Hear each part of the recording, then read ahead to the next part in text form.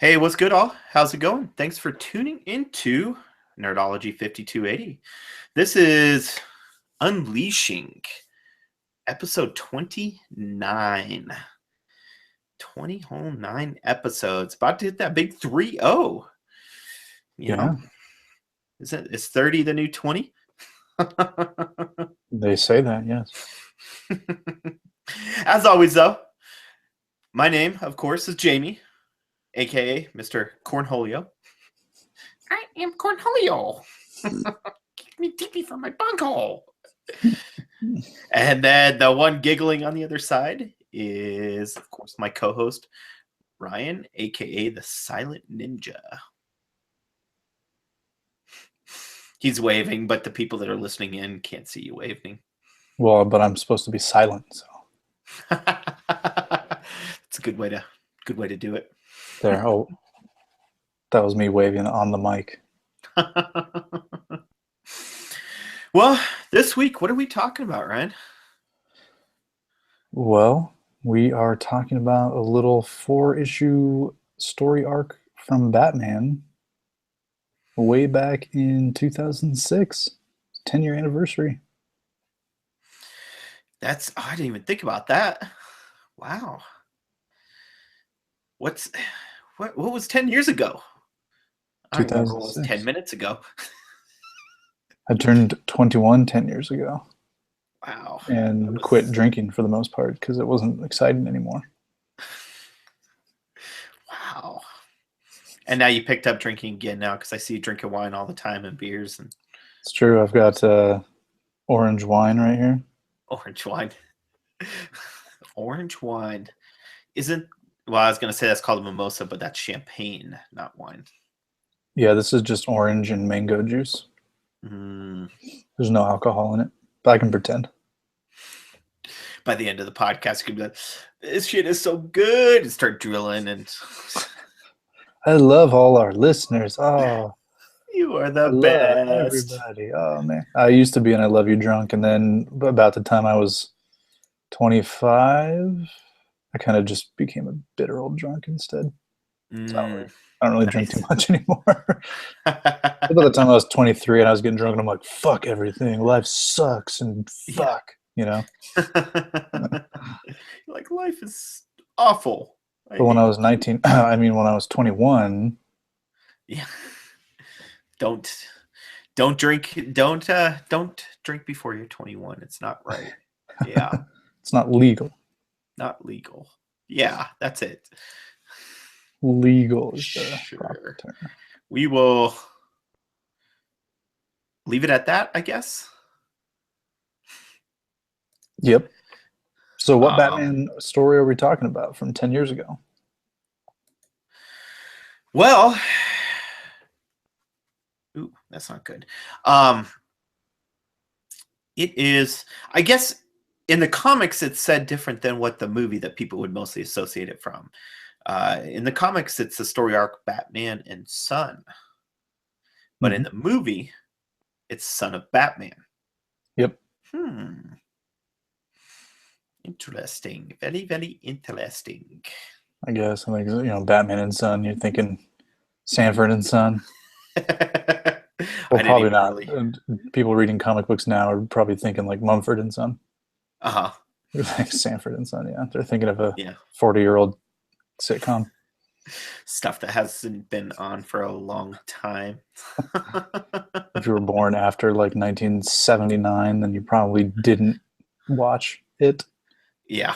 Exactly. Yeah. Exactly. Um, so Batman and Son, of course, the straight to DVD because Blu-rays weren't even out yet. Wow. Yeah. Well, when did the movie come out? It was like 2013, wasn't it? Was it? I thought Oh, I'm so. thinking 2006 is when it. Yeah, that's when the comic dropped. Right. So yeah, it was Blu-ray. I think. I don't know. Do Well, I I mean, you have? have it on Blu-ray, don't you? Pretty sure it was like the movie was like No, 2013. it was. Wow, it had to have been before Blu-ray. If I not, then I didn't have a Blu-ray player yet. Hmm. Yeah, I'm trying to. Yeah, because I don't think. I mean, because I've had a Blu-ray player since I got my PlayStation 3, Mm-hmm. but It was 2006. yeah. I don't know. Maybe I just didn't pick it up. That's weird because I'm looking at I can see them right here from my desk. And I don't have those at all, unless it's downstairs. But I think I brought all my superhero type ones upstairs. So Hmm. I didn't know. I know I've seen it. I'm pretty sure. Yeah, I've seen it. So, but it's a way, not way different, but there's a lot of a difference. Well, there's a whole Compared, brand new villain, a whole brand new antagonist that isn't in the story arc at all, and that's Yeah. Deathstroke.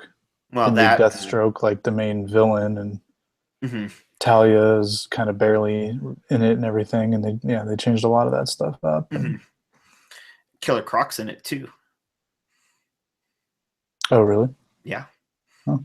Actually in it. He's actually on steroids in the movie. He's addicted to steroids. So Killer Croc on roids. Yeah. Scary stuff. Scary stuff. Exactly. Ooh, that was too much. Messing around with my mic or my camera. So we're not talking about the movie though, because you can go watch the movie. Plus, that's really not what the important thing is here. That's the reason why. What is the reason why this is kind of a big time story? It was the first storyline of the Grant Morrison and Andy Kubert run on Batman. Yeah. It didn't. It was like you said that, but it also, one of the big things is it didn't introduce a specific character, but it brought the character into the canon of the universe, DC universe, because he had his own comic back before that in '87, I think I read. Well, he didn't. He was the story that Part of it. they kind of brought in was a story from, you were right, 1987, called Son of the Demon. It was Batman, Son of the Demon, where Batman and Ra's al Ghul actually team up to find, there was an assassin or a killer named Kayan or Kyan. I don't know how do you say it. It's spelled out weird.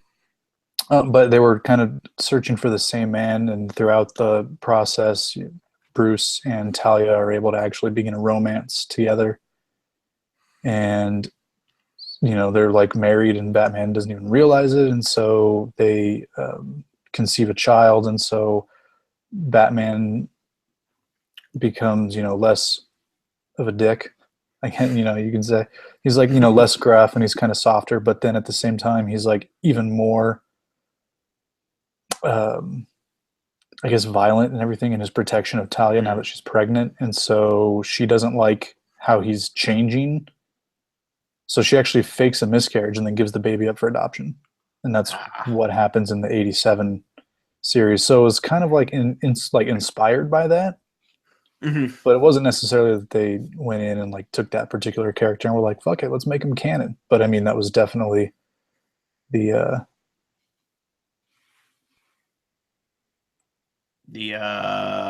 sorry, that was definitely. I've got what they're doing is doesn't make any sense to me, but okay.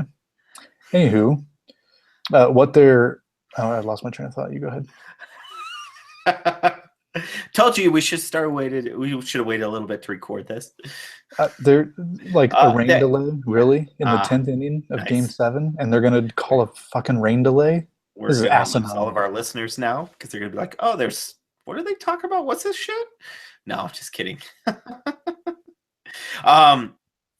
So Batman and Son was it's like we said, 4 parts series, and it went from 655 to 658 in the main Batman storyline. So, and they do that a lot. I mean, we've talked about that with a couple other comics before. You'll see like these main, the main story, and then they'll in there they'll throw some kind of like small like little series that will introduce something big, kind of like they did with Flashpoint and the Flash, and stuff like that. So this basically, I know I didn't read the one before, and I kind of should have, I guess. There was some other comics that I would have led into it a little bit too that kind of, it didn't really affect the story. But it was, it was some of the stuff I read that it seems like it should have been interesting, and I need to go back and read it. But right where it picked up, Batman was fighting Joker. And Batman actually shot Joker in the head. Yeah, right in the face. Just done, at least we think. Right, yeah. The Joker's sitting there all gleefully like, I finally killed Batman. And then Batman just pulls out a 9mm pistol. Boom. Just to hell with this. Done. I'm like, oh, that was easy. I mean, and that brings the whole thing together of like, does Batman have to survive to have the Joker, and Joker have to survive, or have Batman survive to be the Joker? Whatnot. One needs the other. It's kind of like good and evil. Kind of, it actually goes back to the Killing Joke in a sense. If you think of it, it's the same thing. How's it going to affect it? But after that, it kind of just we didn't see anything else about the Joker. It just faded away, is what I noticed. It just really wasn't talked about at all after that. But that's when it really jumped into the main part of the story. So at first, I remember it was where they, what are they called? The Man Bats. Oh, yeah. Which there was one of them, and Batman killed him, wasn't it? Did he? Because there was only one to begin. Right, yeah. There's only ever been one Man Bat, and that's Kirk Langstrom, and he's a biologist, and he studies bats and all that. And I forget why. He's kind of like Killer Croc, not Killer Croc, sorry. Kind of like the Lizard in Spider-Man, where he experiments with this thing and creates a serum. And eventually the serum causes him to transform into, a beastly man hybrid with that creature. And so, Bruce Wayne kind of has an acquaintanceship or a friendship even with Kirk Langstrom and his wife Francine. And so apparently he had created a serum that could be administered to more than one person and create, an army of Man Bats if you wanted. Yeah, which is interesting because, I mean, it would be kind of interesting to see a lot of Man Bats flying around. Oh yeah, like 400 of them just swooping here and there, flying around the city, just as long as they don't attack you and try and do anything. Hey, why not? Like walking down the streets of Gotham, and all the buildings have those like the horizontal like flagpoles, and there's just like 50 of them, just like all hanging from those things, just sleeping during the day. That would be interesting. That'd be so cool. It'd be like, oh, let's take another street. Like, hey, don't shit while I'm walking under you. Mm-hmm. Get some bat shit on you. Oh man, some guano. Ugh, gross. Ew. You can make pottery out of it, like in Ace Ventura When Nature Calls. Oh God. He's all like eating the food out of the bowl. It's like, really? Come on. What is this made out of? Guano? And he's like, he just stops, drops the bowl.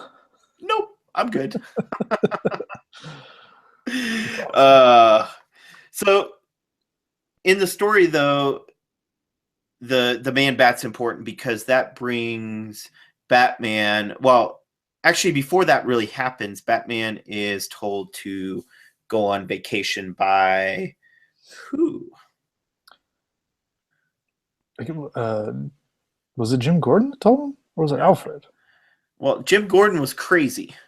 Right, yeah. So one of the things we kind of skipped over, the way that the story starts, we know Batman is fighting the Joker, but the very first page is Jim Gordon like falling off of a building, just cracking up, and they're like, oh no, he's been poisoned. And so after the whole fiasco with the Joker getting shot, the real Batman goes and he's talking to Jim Gordon while he's recuperating in the hospital. Didn't I thought it was because Jim Gordon mentioned to him like you were gone for a while and then you came back and you stopped supercrime. Mm-hmm. Well, that and also I'm trying to remember because I of course had a lot going on this week, so this was it was good that we read this, but also I'm trying to piece together. I didn't write any notes like I normally do. Don't. What about Robin? Yeah. Oh yeah. Talking Yeah. to him. Yeah. Robin's there. Yeah. Didn't he say a few things to him about that? Well, yeah. I mean, Bruce goes back after he's talking to Gordon. He goes back to the Batcave and he's talking to Alfred, and then he's talking to Robin because Robin shows up, and Robin mentions something like, last time you went on vacation, you came back and you were so enthused that you that's right, yeah, fought all the crime, and then Alfred was like, yeah, dude, you need to go on a vacation, because they're kind of insinuating that like Batman has kind of lost Bruce Wayne. He's not Bruce Wayne anymore. He's only Batman, and even Bruce Wayne, is talking like Christian Bale. Where are the drugs? This stupid voice that 95% of people make fun of. Where are the drugs? Yeah, swear to me. Like Batman's starting to talk like, or Bruce Wayne's starting to talk like that even, and he's like, he's not slouching like Bruce Wayne. His aspects of Batman are starting to bleed over into Bruce Wayne's life, and I think you're right. I think it was Alfred that's like, maybe you should take a break, sir. Yeah, like, hey, because you just got back from vacation, go take another. Yeah, like, hey, dude, please go. And of course, he okay, he takes in consideration and goes to London. Okay, sure, nice little town, nice little place to go to. I want to go one day. I'd go to London. They got a lot of good pubs there. So I've heard. I mean, I've never actually been to London, but yeah. I've heard that there are several nice pubs. I've got some close friends that live out in England and all that. So, and plus cool. A lot of the YouTubers and stuff like that, that I follow, a lot of them are from there. So, oh, nice. So of course he's out there. Goes to a party, parties it up. He's the infamous Bruce Wayne. Ladies love him. He can get asked from anyone. Yeah, literally, pretty much. He looks at the woman. And he's like, "Drop your clothes." Boom, done. It's basically Bruce Wayne. They'll do. I mean, 95% of the women out there will. I mean, of course, there's some that lesbians be. Of course, it's Bruce Wayne. You never know. A lesbian could be like, "I would be straight for a night to get with you." Have you? Wow. Well, we've lost all 3 of our lesbian listeners now, so we're down to just me again. You were one of. I was going to say, have you never seen Chasing Amy? All it takes is a good deep dicking. No, I haven't. Are you serious? Yeah. Dude. Never. There's no excuse for that, Yeah, well, isn't it a chick flick? No. I don't know. It's Kevin Smith, dude. I was thinking it was like some CBS show or something like that. No, that was Crossing Jordan. About I think she was a lawyer or a doctor or something. I don't know. What's the matter with you? No, Chasing Amy is great. It's a great movie. Ben Affleck and oh, that's why. Jason Lee. No, this was good Affleck. This was before Daredevil. This was pre-Daredevil Affleck. Even pre-Daredevil Affleck, I still didn't like. Anyway, so Affleck is Holden McNeil, and he's like he's the penciler and like co-writer of a comic book, Blunt Man and Chronic, with Jason Lee's character, who is I think he's Banksy. Fuck, it's been so long since I've seen it. Banky Edwards. Anywho, Ben Affleck's character develops a crush on a lesbian and is able to turn her straight, or at least it appears that way. But it's not so much that she's a lesbian, it's that she's like bisexual. She's just mostly been a lesbian. Yeah. So anyway, it's a good movie. Great movie. It's comic books. There's lots of good jokes. Maybe one of these days. when I got free time. Benki Yeah. is one of my favorite Kevin Smith characters. Okay. Anyways, So yeah, Batman. so it's he's like we said, he's party whatnot, and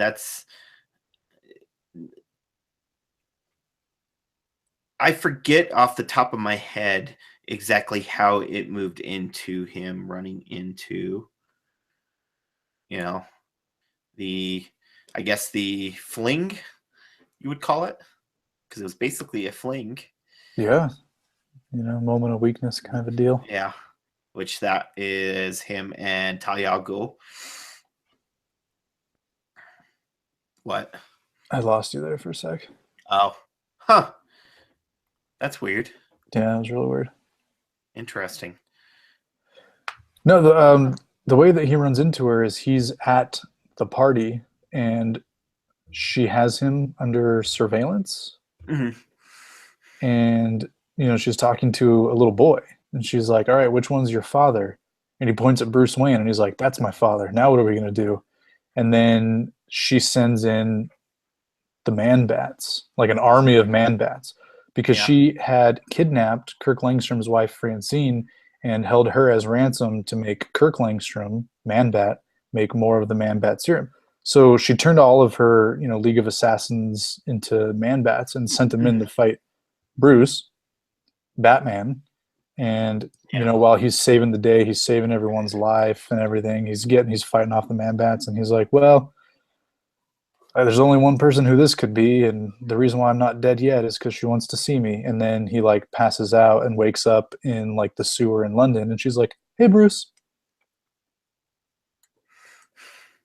And he's like, oh, it's you. Yeah. He's like, see this little boy? It's your son. Peace out. It's like he's going to live with you now. He's trained in the League of Assassins all his life because, was he 10? Yeah. Yeah, he's young, 8, 7, 10. Yeah. I don't think that they specifically say, at least not in these 4 issues, but it's implied that he's very young.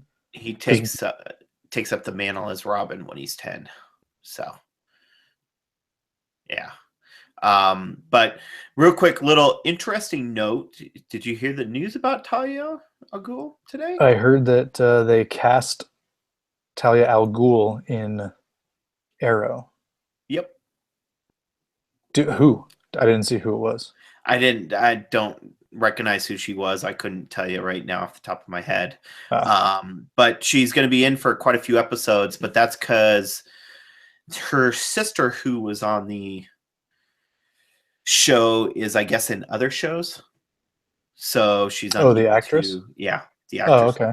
So, well, I mean, in all fairness, they did set up Talia in an episode of Legends of Tomorrow. Yeah. So, hey, I guess she as like a little girl. Yeah. That's true. Because Sarah, because there was that one episode where they were like lost in time for the first season. Yeah, they were all kind of lost in time, and so naturally Sarah joined the League of Assassins, and there was like a little girl named Talia, or maybe. Yeah, that's right. There was a girl named Talia, and then they found out that Raisha's Raisha's wife was pregnant again or something. And Sarah's like, I like the name Nisa, or I forget what it was. I might have that backwards. Maybe Nisa was a little girl, and they were like, oh, Talia, something like that. But either way, they alluded to the fact that there is a Talia al Ghul in the Arrowverse, or the Berlantiverse. Yeah. So they're gonna finally bring her in, and that's awesome. Works for me. Yeah, I'm excited. Works for me. Is she gonna hook up with Ollie, and they're gonna have little Damian Queen running around? Yeah. That would be freaking hilarious. I'd be okay with it, There's no Batman in the Berlantiverse yet, and we don't know if there ever will. I mean, there's a Superman, but there's no Batman, and we don't know if there ever will be a Batman in the shows. So if they want to keep pushing Ollie into the role of Batman, that's fine. They'll pull a Batman in, and I think it'll be in the final season. Watch, mark my word. See, what I'm thinking is these shows are going to go until 2023, and the crisis that the Flash disappears in, we're actually going to see it, and they're actually going to cross over the shows in the movie universes. Except Arrow's going to be done before that. Nah. It's It what, can season go 5 already? It'll go 14 years. It's fine. It's the CW. Yeah. Like Supernatural's on what, season 12 now? Like they don't cancel shit. If it makes some money, they're like, keep it going. Fuck. They're gonna have to start paying a lot of money to Stephen Amell. Or just kill him off and like have his son take the mantle or something like that. So that's what's awesome about DC is they'll do that. They've done that Yeah. with like everyone. So like they've killed everybody off and people have replaced them. No big deal. Yeah. And they bring them back when they need to. Totally cool. You know, like what you just said, you're like saying it as if like it wouldn't happen. Like it wouldn't happen in Marvel. Marvel doesn't do that. But DC is like, oh yeah, we'll kill him off for 20 fucking years and, you know, throw his nephew in there or whatever. We don't care. We'll bring him back when we feel like it.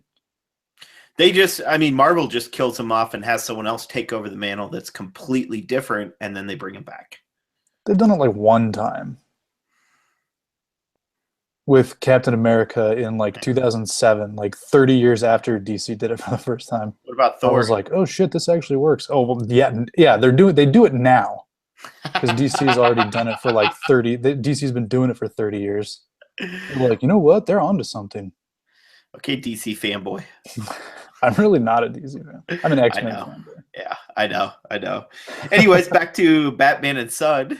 Yeah, we just keep getting off on tangent. You know what? Hey. It was 4 issues. It was real short. Yeah. We've already talked about the first 2. Like we're already through 2 issues. Yeah, exactly. I mean, hey.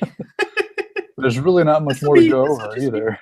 This will be a shorter podcast. That's fine. I'm good with that. So, but back to it. I guess we might as well kind of get through it and wrap it up and, you know, whatnot. We can go off on our little tangents as we go. Yeah, no, that works. Yeah, let's get back to issue 3 here. 657. Damian Wayne. He's out of control. Because he's been trained as an assassin, so he's not used to being in a civil type area. I guess civilization. Civilization, period. Yeah, exactly. He's been an assassin all his life, which is way different. I know in the movie it's different. I think he's trained by, or I forget exactly how it goes. He's trained in the League of Assassins. I got through about half of it. He was trained by the League of Assassins, but it was like a specific dude, and Talia was like there and everything, and even Ra's al Ghul was like more of the indulgent, fun-loving grandfather than you know, a strict kind of a disciplinarian. You're an assassin, deal with it kind of an attitude. Yeah, but yeah, you're absolutely right. Like Damian Wayne in these 3 issues that we get him, or at least 2.5 until maybe the end of, you know, the 4th issue, he's pretty much a little shit. You know, he has no respect for anybody. He's an asshole. Yeah, exactly. You know, like he's a ruthless fucking killer. Yes, he is. He's out of control. What's up, Token? We got a viewer. Oh, nice. That's the dude that does all the streaming and stuff. Yeah, I think you're in Australia right now, so you're watching us all the way from Australia for PAX Australia or whatever it is. Yeah, so tell him while he's listening, don't go outside, man, because everything there will kill you. He can hear you. That's why I said don't go outside, man. I was like, tell him. Oh wait, no, he's listening and watching. So, like the trees will kill you, and the bugs will kill you, and the reptiles will kill you, and yeah. Oh, he's gone now. At least it says 0 viewers. I don't know how this works, but anyways, so yeah, he's out of control. Batman's like, okay, stay at home. You're not coming out with me because I don't trust you. I don't know about you. I don't know who you are really. You know, this is ridiculous. You can sit here and do whatever. And he, of course, while he's gone, that's when good old Robin shows up. Which Robin is this? Because This is Tim. Because he's the fourth Robin? No, third. Which one was he? He was the third. Because technically Damian becomes the fifth Robin. Right, but that's, you're exactly right. That's later on in this run. No, Damian Wayne becomes the fourth one. It's later on in Grant Morrison's run that it happens. So this is the first storyline of Grant Morrison's run, and this was what, 2006? It was like maybe 2008 or 2009. Maybe it was even later than that, where they did Batman R.I.P. or Batman Rest in Peace. Yeah. And I haven't read it, so I'm a little hazy, but I think they actually kill off Bruce Wayne, or at least it appears that he's dead. And so Dick becomes Batman, and Damian becomes his Robin. Okay, that makes sense. Which that's Death in the Family around there, is it? No, Death in the Family was back in the 80s when that was the storyline with Jason Todd as Robin, the second Robin. Jason Todd died in Death in the Family, yeah. Okay. Which that's definitely one that we need to dive into one of these episodes, I think. We'll read it at some point. It's not the greatest comic, but it's huge in the universe. It's played a huge role between Batman, not just in the comics, it's also throughout the movies and even the Arkham series video games. Oh, really? Mm-hmm. Excellent. Yes. So there's a lot of different aspects that it's affected. So there's a lot of stuff we could dive into with that. Cool. My eyes look all red in this. It looks like I've been smoking weed all night, at least on my on my screen. The roommate's been token up too much. Yeah. She's blowing it right into the vent. Yeah, she's clam baking the house. Oh Lord. So this is where the two of them meet, and it doesn't go too well for Robin. Nah, not very well at all. You would think Robin would be a little bit better, or a little more trained than a 8-year-old or 9-year-old or however old he is. Yeah, but I mean it's Robin. He's awesome. I think it's just the fact that Robin just did not expect an 8-year-old kid to do that to him, you know? Yeah. Well, Robin's trained by Batman, and Batman's a whole different training than what the League of Assassins do. League of Assassins will go to anything and everything to do it. Batman's always been like, he's crossed the line, but he hasn't always crossed the line. He kind of trains not to, in a sense. And he has a code of honor to him, he's a hero. He's a good guy. So there's a sense of honor there, that he's going to instill on Robin as well, that Damian's not going to have. Yeah, exactly. So, so what happens to Robin? Well, so while Bruce has Damian in the cave, he is talking with him and Robin and decides to have Alfred show Damian into, to a room in the house. And so another thing comes in where there's, I can't remember if it was like kidnapping, or I know that there was like a sting operation. And so Batman leaves to go investigate something, and Robin is left with Damian, and he's talking to Robin, and he's saying, stuff like, you were adopted and you're not the heir and everything, and the mantle should be mine. Mm-hmm.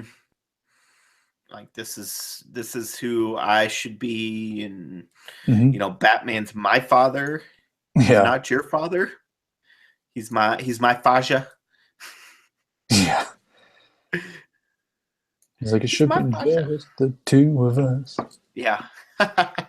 No, and so Robin's talking to him, and they're pretty high up in the cave, the acrobatics and all that shit, so they're up kind of high, and he like sucker punches him and just kind of like backhands him with brass knuckles, knocks him off the thing. Robin naturally doesn't have his stuff, so he falls.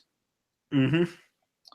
And yeah, so Batman gets to the crime, and it turns out that the main villain that he was trying to stop was some dude named the Spook, had been beheaded. Mm-hmm. Yeah. Well, the Spook had kidnapped people, wasn't it? He did something. I know there was like a sting operation because Yeah. Gordon had one of his men in there pretending to be a henchman and stuff. Mm-hmm. But yeah, the Spook was beheaded, and he's like, okay, weird. What the hell? Like, and no one saw who it was. I mean, because it was done by someone that was an assassin. So I mean, assassins kind of in and out quick and don't usually like to show themselves. So, which then come to find out, of course, it's Damian Wayne. Mm-hmm. And that's that code of honor, the ethics and whatnot that Batman has compared to him. He doesn't give a shit. He's like, I killed the guy. Now you don't ever have to worry about him again. Yeah. He's gone, done, dead. DED, dead. Yeah, exactly. And so, Damian puts on a Robin costume and goes out and meets up with Batman and pretty much says, I should be I should be Robin, I'm your son and all that. And that makes Batman realize that Damian did something to Robin. So, he runs back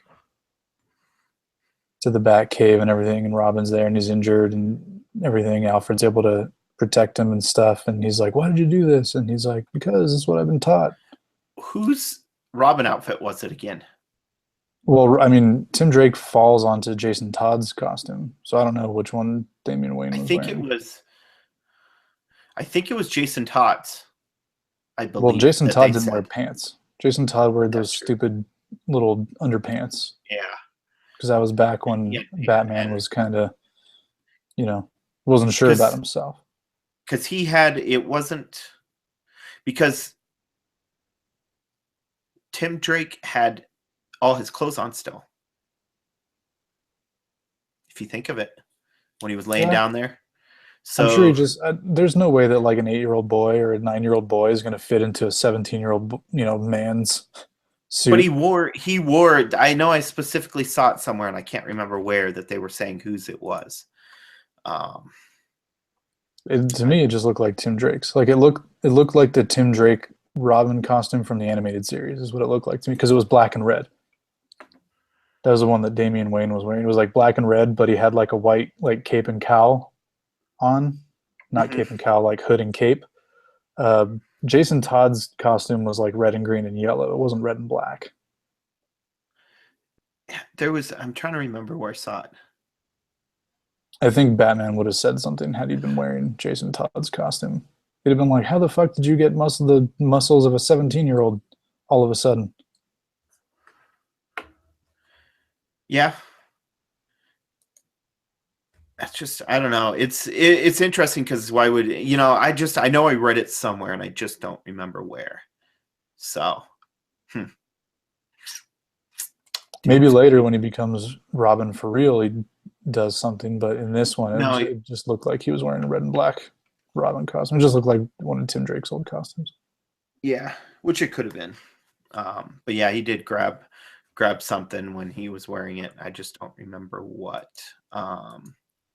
But anywho, when he arrives and he's talking to Batman kind of realizes that like it wasn't Damian's fault. He's been trained his whole life to be that way, and the only thing that he was doing is he was doing what he knew to do. And so he says, just give me a chance to be the Robin that you want me to be. And Bruce is like, all right, cool, fine. He's like, well, in the meantime though, I need to figure out where Talia is going and what she wants to do and all that. And so Damian Wayne spills the beans. He's like, I know where she's going. She's going to Gibraltar. Please let me be your Robin. And he's like, all right, fine. So they get in the Bat Rocket. The Bat Rocket. Which was fucking awesome. and they head to Gibraltar, and that kind of sets up the finale, Mhm. And which was rather anticlimactic. yeah, it really was. I mean, it just I don't know. It just wasn't. It's not what Like you they would have get there, expected. there's a little bit of fighting, and then but it wasn't really fighting. Like it was mostly a test, and Talia is pretty much like, I just wanted to prove to you that you'll do what I want you to do, but I want to do what you want me to do. So, let's be a family and I'll fight crime instead. And he's like, you fucking crazy psycho. Hell no. And then, like, there's an explosion, Hmm. and we don't know if Talia and Damien survived. And that's pretty much how it ends. It was Yeah. really just kind of, all right, well, that was it. All right, let's move on. File this away. We're going to circle back to this in, 30 issues. Um. Yeah. It was just kind of like, sure, whatever. Um. I mean, overall, the story was, it was good. It was interesting. Oh, they brought back the Man Bats in that last Mhm. comic too. Mhm. Mhm. Had a bunch of them in that all-out battle. Yeah. And they seem to have That's like perfected a little bit or whatever, yeah, or enhanced it somehow. Like it definitely seemed better. yeah. They might have been training too. Mhm. You know, or it could have been where they put that serum in actual assassins. Yeah. So I mean, Yeah, but that's yeah, true. Like so we don't really know who she administered it to in the second yeah, issue. It could have just been, a bunch of random like uh, pledges that are like, I want to join the fraternity of assassins. She's like, that we're not a club. it's like, but sure, why not? Um, oh, excuse me. Been a long week. So yeah. Overall, it was good. It just wasn't super impressive. I've read a lot more impressive. I mean, our last comic we did, which was the Kingdom Come, that was way better. Oh, Kingdom Come is fantastic. Yeah. This is definitely it's close. I guess in my opinion, it's close to almost. I don't know. I really don't know. I can't think of one that it's close to. So as far as the story goes, yeah, it was kind of blah, but the whole point of this story was to introduce a character and set things in motion for the entire run of Grant Morrison. And his run itself is critically acclaimed, which it always is. I mean, Grant Morrison, he's a fan favorite, he's a critic favorite. What did you think of the writing itself? I know that the story ended rather abruptly, but when you look at it in the context of what happens afterwards, you devil cat with a beard, what happens after, the people listening on the podcast are gonna be like, what the hell is he talking about? You're never gonna know. Check out the Yeah, you got to YouTube watch the channel. video. Anywho, um, I mean, he set it up and everything, so it did what it was meant to do. But as far as the Mhm. actual writing itself goes, did you like it? Did you not like it? What did you think of the writing itself? It was good too. I mean, the overall, like I said, everything was just it was good to me. It wasn't anything that it pulled me in. Like the writing didn't pull me in. Like, hey, I want to read more about it and all that stuff. But it still kept me interested to read it all. I didn't get bored or anything like that. So, what did you think? I'm on the fence about it. Mhm. Grant Morrison. Grant Morrison is, like I said, he's a fan favorite. He's a critic favorite. Very talented writer. I don't typically find myself liking the stuff that he does. Yeah. He has a writing style that's it's very quick paced, you know, and he does a lot of things that I feel whatever character he's writing, he does things that are specifically out of character. No matter what character it is that he's writing. He had Mhm. An X Men run of New X Men for about 3 years in the early 2000s. That it changed a lot of stuff. He's definitely like Uh-huh. a mover and a shaker. He comes in and he shakes things up and he moves characters around. And that's kind of just what he does. It's kind of his style. As far as the writing itself goes, it was fine. there was like no characterization on any of the characters in the story, you know? Yeah. I don't think it was really meant to do, like you said, yeah, it did what it was supposed to do. It wasn't meant to do. It looks like I have a bloody nose. There's a Yeah, little it does. A little bit of blood coming down. blood. No, you're right. It did what it was supposed to do. And you know what? Yeah. It does make me want to read more of his run. Mhm. So I guess it was a success. Yeah. And it was cool because it brought Damian Wayne into the whole mix. It brought him into the actual canon of DC. So now they're able to use him on a lot of other stuff, and a lot of other series and whatnot. And I was reading some stuff about it. He was ranked on IGN as the #1 Robin, for Oh, wow. everyone. So, Wow. which was interesting. I was like, okay. I mean, you don't quite hear about Damian as much, at least in the mainstream. Well, there's a reason for that. Why? Well, I don't want to spoil anything. Who cares? We spoil shit all the time. It's killed. Yeah, at the end of spoilers, at the end of Grant Morrison's run, he kills him off. Yeah, but but he can always come back. Yeah, and he will at some point, but like, as far as comics goes, he was in comics for a few years, and that was it. They brought him in, they killed him off. Mm-hmm. Whenever these people, when they transport him into other media, or not other media, well, other mediums and stuff, like there's a list of characters that people want to see. People want to see Dick, they want to see Tim. That's not how I meant it. People want to see the death of Jason, like people love Dick. Okay, Jamie, they love it. I mean him. Dick. They love shit. Dick. Wow. And you got to give people what they want. Wow. Thank you. Thank you very much. Don't quit your day job. Oh, I won't. Not until we're making, $100K a year each. Yeah. So never. No, maybe one day at least. Yeah. Maybe tomorrow, we'll launch our Patreon and we can retire. Yeah. Nice. So yeah, final thoughts. I liked it.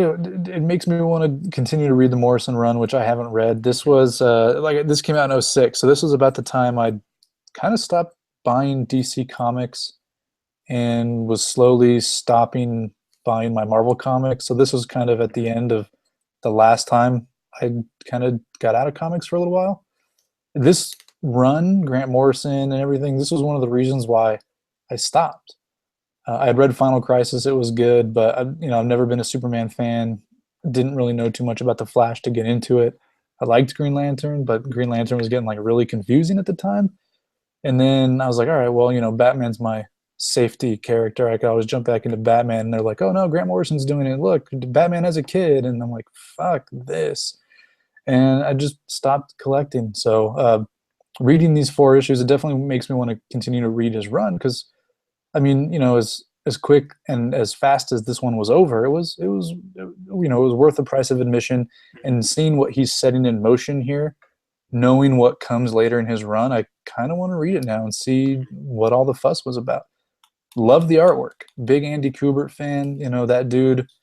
Part of the reason why the X-Men are so popular in the 90s, even though everyone's an X-Men fan says the 90s sucked. The 90s didn't really suck until like 97 when Kubert was already gone. He came in the early 90s, was one of the guys that kind of took over for Jim Lee when he left penciling. And in my opinion, Andy Kubert is an iconic X-Men artist as well. And this was the very first work that he did with DC. They brought him on like a 3-year contract back in 2006. And yeah, his artwork's phenomenal. I love his artwork. He's great. Overall for me, like I said, it was good. I enjoyed it. The artwork was great. That's kind of, I think, what saved it and kept it in the good status in that way. The writing wasn't quite, pulling me in as much as it could have. I mean, yeah, it did keep me interested, but it doesn't take me a lot for me to get interested. I mean, squirrel, Well, there weren't a whole lot of, there was like no narration and there weren't very many thought balloons either. Yeah. mostly Exactly. all just dialogue, so it's Yeah. probably perfect for you. You're like, fuck, this is like a comic strip. Yeah. No. No. I mean, yeah, that's my kind of style that I enjoy the most. When it's not diving deep in, of course, my time is so valuable. It makes it easier for me to be able to dive into something like this. But yeah, it was good. I guess I wouldn't mind reading more to see what they can pull out of it. And what continue on with Batman and see some more of the stuff.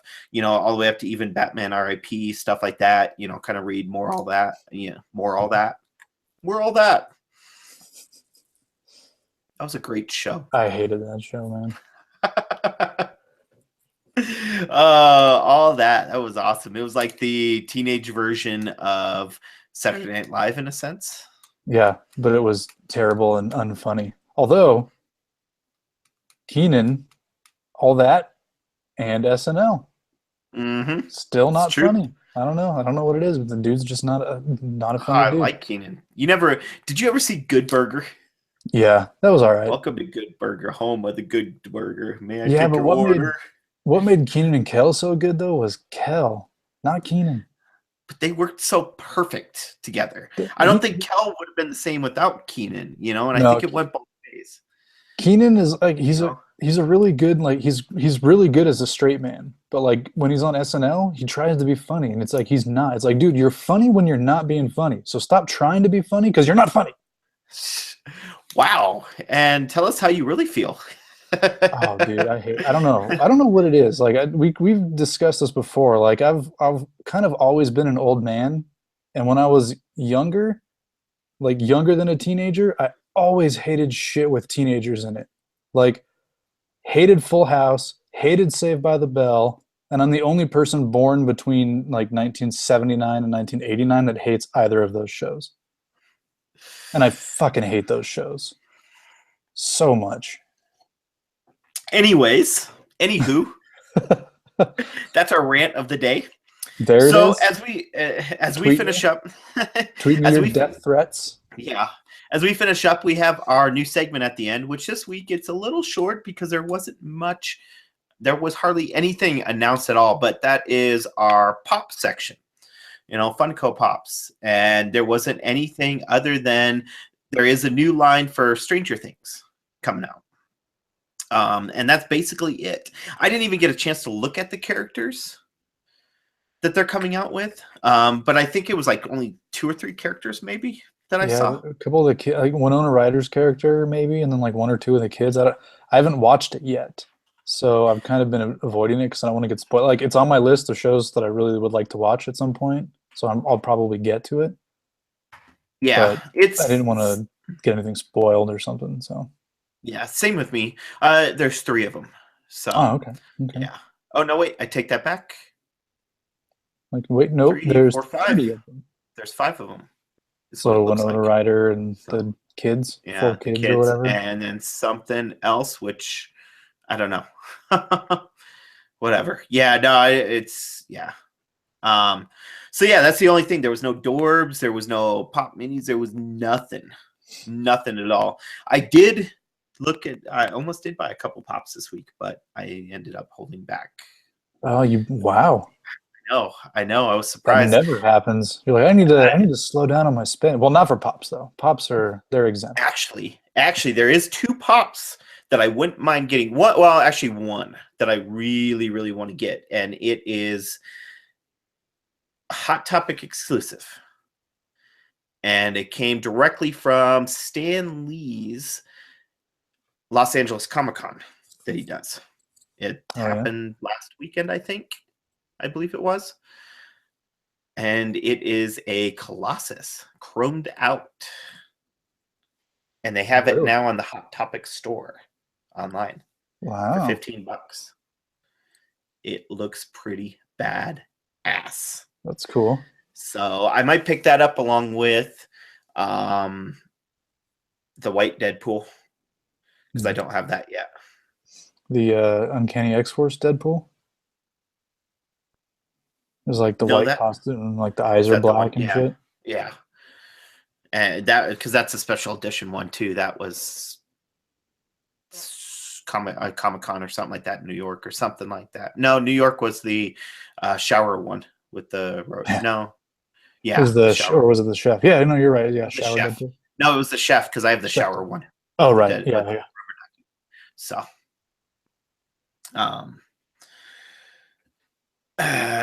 but yeah, so I don't know. We'll see. But that'll be an order thing.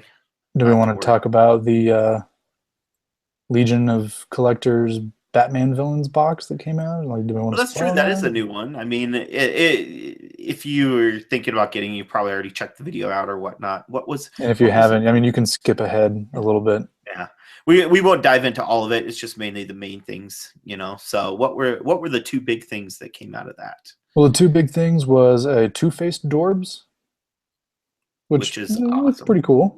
And then the pop was the like the purple Catwoman costume from way back when. Like, we're talking like classic 40s Catwoman with like the purple costume that was like a dress type thing, that I don't know the fashion terminology for that, but it was the old dress kind of thing with the whip and everything. It's pretty cool.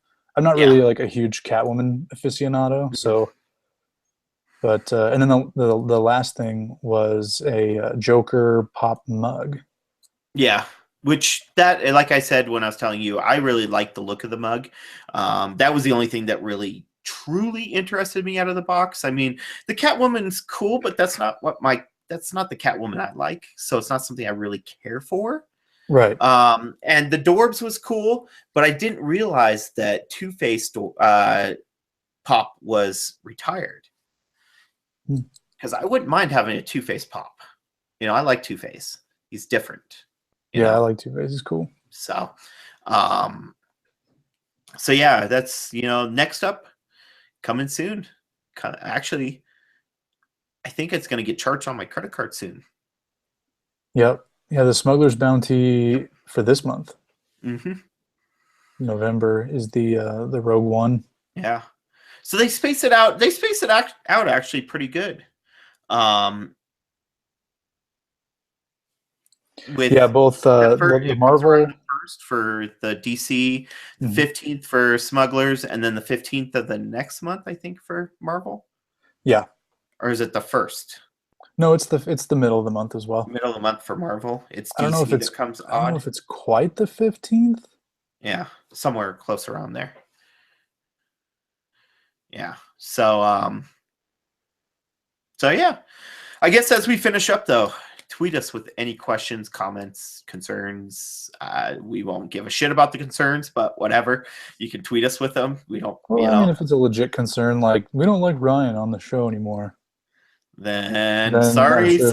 I'm sure you'll take it into consideration there, Jimmy. You'll be like, well, Ryan, no one really likes you, so I'm just going to do a solo show. Yeah. Well, I keep telling you, I need to do that podcast myself. So need to do that. That's going to be a fun little challenge like video. And now you can set it up, get two different computers with two different webcams and then do like different little things on your face. Dude, that would be funny.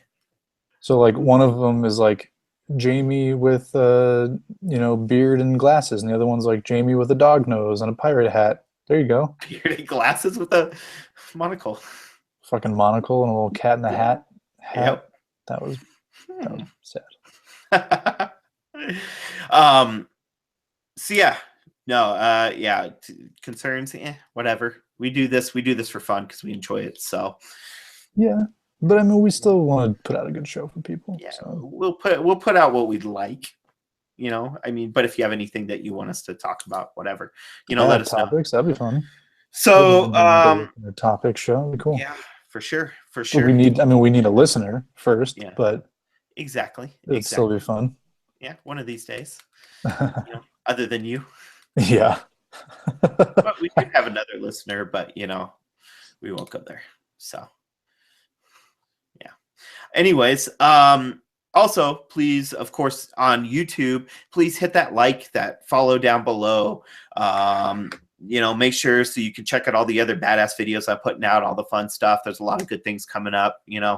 Before we know it, I'll be back in my unboxings and, all the goodness. I just dropped a new, well, it's technically an unbagging, but it's an unboxing video for a lootware with some cool stuff in it. So go check that out.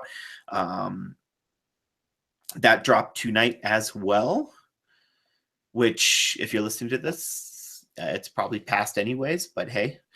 And then Twitter, of course, Instagram, Facebook. No, I am not pointing at my nuts. I know it looks like it, but in the video, that's just where they're all at. So we all know that you're pointing at your dick, Grayson. Yeah. My dick, Grayson. Everybody likes the dick. Oh, dick. Everyone likes the dick. Everybody wants the D. I mean, he's the original. Like exactly. You just can't beat the original. Mm-hmm. If you love the original, then dick is your thing. What the hell is going on? Damn it. I hope that this doesn't just show up for us and that the people that are watching actually see that. Yeah, they do. Okay. Okay. Yeah, they do. They do. Okay. So yeah, everything's under Nerdology 5280. Also, my Twitch channel is Nerdology 5280. Pay attention to that. I will talk about actually here in a second once we let Ryan tell us where we can hear all his nerdy goodness and talk to him about all his nerdy stuff. Oh, yeah. Well, the main one, or I guess the easiest one probably is Twitter at Ryan Talks Game Over. Twitter, Talks Game Ryan, Over. When did you change that? Yeah, Ryan Talks Game Over. No, Ryan Talks Nerdy. I also have MySpace and Tumblr under those same names. You can also check out my own personal website, which is the8thinitiative.net. Again, is the8thinitiative.net, and it's the number 8 and then TH. I have a couple of chapters of a story that I'm working on, and as of our last episode, I have been outlining the 3rd chapter, so that's in the works right now. It might be coming before the end of the year even. So who knows, a little Hanukkah present maybe for our Jewish listeners. Really? You got to put me on point like that? For our Jewish co-hosts? Yeah, check it out, the8thinitiative.net. It's a story called Werewolf Noir. So if you like werewolves and you like crime noir, then be sure to check it out. Cool. Well, as for podcasts coming up, next week, hopefully, we will be doing the Doctor Strange review. Actually, we'll be reviewing it anyways, even if Ryan hasn't seen it. I'll just review it myself. Just talk to myself. No, I'm just kidding. No, he's hoping to go see it. I'm going to see it tomorrow night. So excited. Yes, I'm ready. Can't wait. We'll also be talking about the Marvel MCU and kind of what we think's going to happen now with Doctor Strange and magic in the universe. I'm looking at my eyes. This eyebrow is lower than this. Sorry, I'm just weird. Sorry, one of mine. Never mind. Anyways, one of your boobs is bigger than the other? I was going to use a male body part, but I decided not to. Yeah, one of your balls is bigger than the other. Well, because you said one of them is lower than the other, so I was going to say one of mine. Then the following week, we are diving into some DC Rebirth.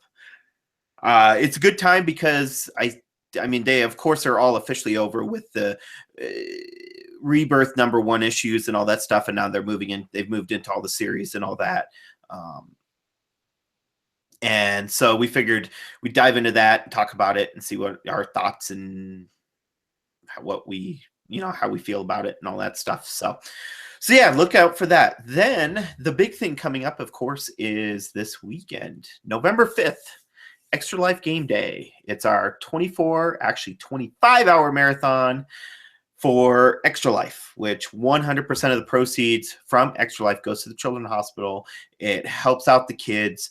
It's a great cause. So we will be basically, at least me and whoever else out there or whoever comes and joins me or whatnot, we'll be playing games for 25 hours. Cool. Fun little thing, can't complain. So that we set the clock back 2 a.m. on Sunday. Yeah. So that's why I said midnight to midnight. It's still just 24 hours. I go from 8 to 8 like most people. Oh, well, pardon me. No, because most people aren't going to start at midnight because what are you going to go to bed at like 2 in the afternoon to be up by midnight? Most people aren't. Yeah, most will take their night of rest and start it in the morning. Yeah, all right. 25 hours it is. Yeah. That's commitment. That's why. That's commitment. And that's actually, I think Extra Life posted that up too. I believe that's somewhere that I saw that. Oh, nice. So yeah, please. Below is the Twitch channel. So you can link that for any of the listeners on the podcast. It is twitch.tv/nerdology5280, I believe. Let me see. I am looking it up right now to let you know for sure. Yes, it's twitch.tv/nerdology5280. So go there, check it out. You will see me on there most of the day. There's going to be a point where it's going to be kind of a lull, and I'm going to be going to our venue for the day to do some streaming there and a podcast.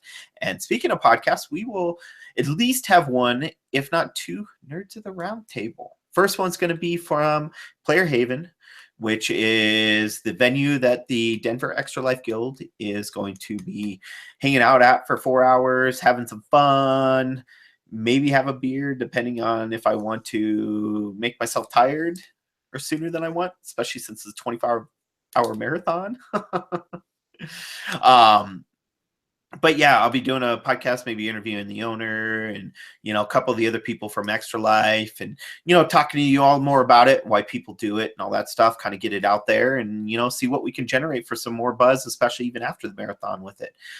Then, of course, we are going back to my house afterwards, and that's where we will have the official Nerds of the Round Table with my good old co-host there.